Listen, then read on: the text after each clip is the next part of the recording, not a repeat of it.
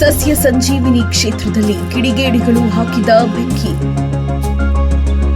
ಬೆಂಕಿ ಕೆನ್ನಾಲಿಗೆಯಲ್ಲಿ ಸುಟ್ಟು ಕರಕಲಾದ ಔಷಧಿ ಗಿಡಮೂಲಿಕೆಗಳು. ಸಿದ್ದರಬೆಟ್ಟದ ನವಗ್ರಹ ವನಕ್ಕೆ ಬೆಂಕಿ ಇಟ್ಟ ಅಪರಿಚಿತ ಕಿಡಿಗೇಡಿಗಳು.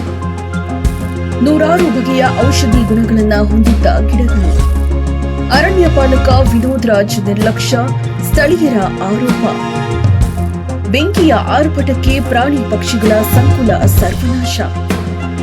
ಕೊರಟಗೆರೆ ಅರಣ್ಯ ಇಲಾಖೆ ಅಧಿಕಾರಿಗಳ ನಿರ್ಲಕ್ಷ್ಯ. ನೀರಿಲ್ಲದೆ ಸಂಪೂರ್ಣ ಒಣಗಿ ಹೋಗಿರುವ ಆಯುರ್ವೇದಿಕ್ ಔಷಧಿ ಗುಣ ಹೊಂದಿರುವ ಗಿಡಗಳು.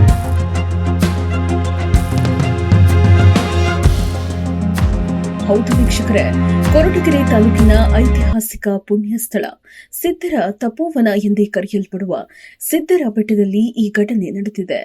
ಆಯುರ್ವೇದಿಕ್ ದಿವ್ಯ ಔಷಧಿಗಳ ಸಸ್ಯಕಾಶಿಯಲ್ಲಿ ಭೀಕರ ಬೆಂಕಿ ಕಾಣಿಸಿದೆ.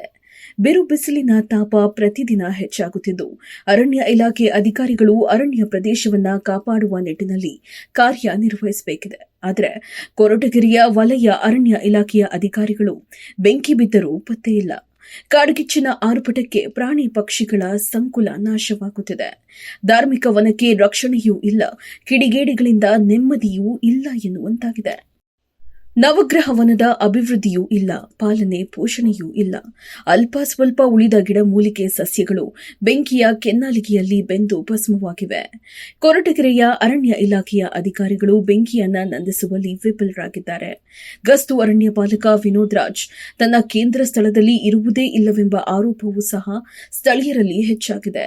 ಅರಣ್ಯ ಇಲಾಖೆಯಲ್ಲಿ ಬೆಂಕಿ ವೀಕ್ಷಕ ಸಿಬ್ಬಂದಿಗಳ ಕೊರತೆ ಇರುವುದರಿಂದ ಸಾವಿರಾರು ಹೆಕ್ಟೇರ್ ಅರಣ್ಯ ಪ್ರದೇಶ ದಿನನಿತ್ಯ ನಾಶವಾಗಿದೆ. ಸುಮಾರು 5 ಎಕರೆ ವಿಸ್ತೀರ್ಣದಲ್ಲಿರುವ ನವಗ್ರಹ ವನ ಸುಟ್ಟು ಬೂದಿಯಾಗಿದೆ. ತಿಮ್ಮಲಾಪುರ ಅಭಯಾರಣ್ಯ, ಸಿದ್ದರಬೆಟ್ಟ ಅರಣ್ಯ ಪ್ರದೇಶ, ಹಿರೇಬೆಟ್ಟ, ಕೋಳಿಕಲ್ಲು ಅರಣ್ಯ ಪ್ರದೇಶಗಳು ಕಾಡ್ಗಿಚ್ಚಿಗೆ ಬೆಂಕಿಯ ಕೆನ್ನಾಲಿಗೆಯಲ್ಲಿ ಬೇಯುತ್ತದೆ. ಇನ್ನಾದರೂ ಅರಣ್ಯ ಅಧಿಕಾರಿಗಳು ಹಾಗೂ ಅವರೊಂದಿಗೆ ಸಾರ್ವಜನಿಕರು ಕೂಡ ಎಚ್ಚೆತ್ತುಕೊಂಡು ಅರಣ್ಯದ ಸಂಪತ್ತನ್ನ ಹಾಗೂ ಸಂಜೀವಿನಿ ಕ್ಷೇತ್ರದ ಕಾಡು ಪ್ರಾಣಿಗಳನ್ನು ಉಳಿಸಿ ಬೆಳೆಸುವ ಕಡೆಗೆ ಗಮನ ಹರಿಸುತ್ತಾರೆಯೇ ಕಾದು ನೋಡಬೇಕಿದೆ.